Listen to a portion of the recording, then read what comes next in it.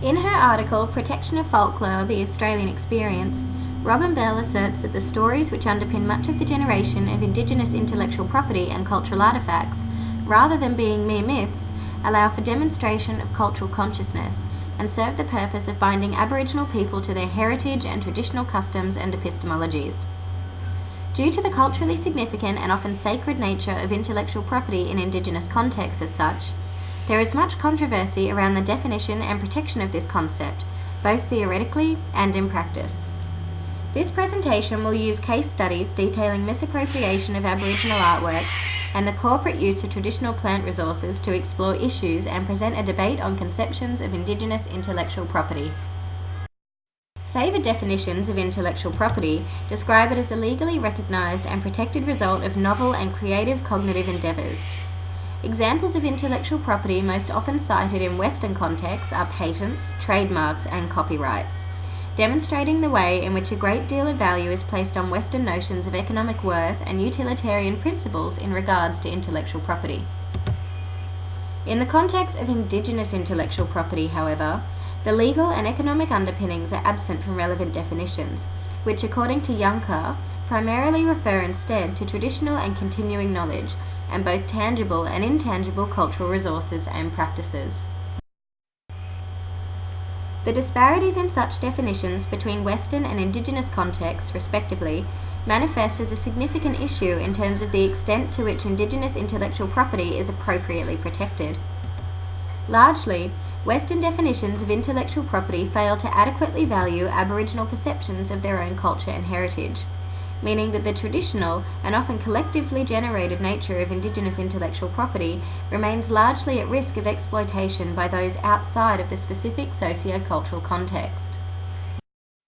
In one instance, seen in the case of Milpururu versus Indafern Pty Limited, the concept of Indigenous intellectual property in practice served to protect the authenticity of cultural expression of several Yolngu artists. Original designs were misappropriated, where they were reproduced on carpets in Vietnam for commercial sale in Australia without permission. Although the artists were compensated for damages, where the scenario saw breach of copyright laws, far less consideration was afforded to consequences for the artists within their community, where they were to be held accountable for the poor safekeeping of sacred stories and images.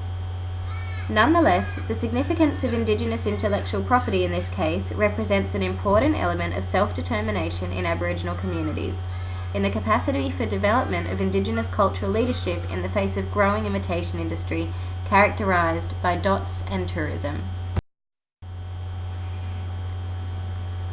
Further, the concept of Indigenous intellectual property also attracts issues of ownership and authorship, in terms of who has the right to consent to sharing of intellectual property where knowledge and cultural artefacts are collectively owned by entire moieties, mulks, or tribal nations.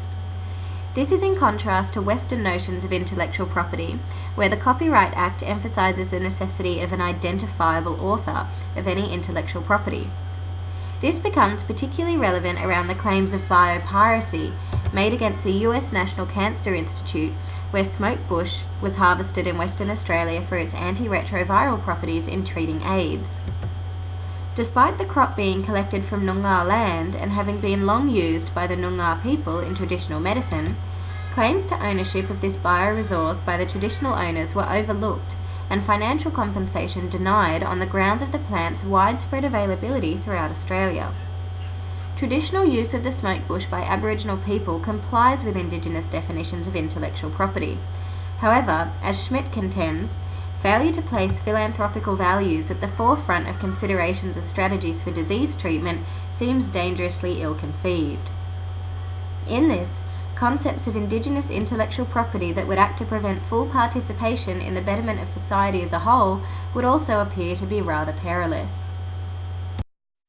In sum, the nature of Indigenous intellectual property presents a number of complex problems not present where intellectual property is defined according to Western values and interests. Exclusion of financial undertones in favour of emphasis on collective ownership, traditional knowledge, and preservation of sacred images and stories means that Indigenous intellectual property cannot be confined to Western definitions. Nonetheless, responsibility for protection of Indigenous intellectual property rights continues to rest with the government.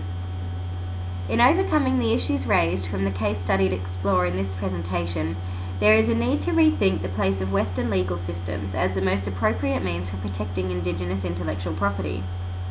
In moving forward, recognition of Indigenous intellectual property needs necessarily to protect the knowledge and artefacts generated by Aboriginal people through prioritisation of the deep underlying significance of heritage and culture. Increased respect for this element of Indigenous intellectual property that is fundamentally lacking from Western definitions of the same would serve to minimise the theft and unjust profit from Aboriginal art forms, stories and artefacts through fostering a better understanding of the whole of this unique context. Thank you.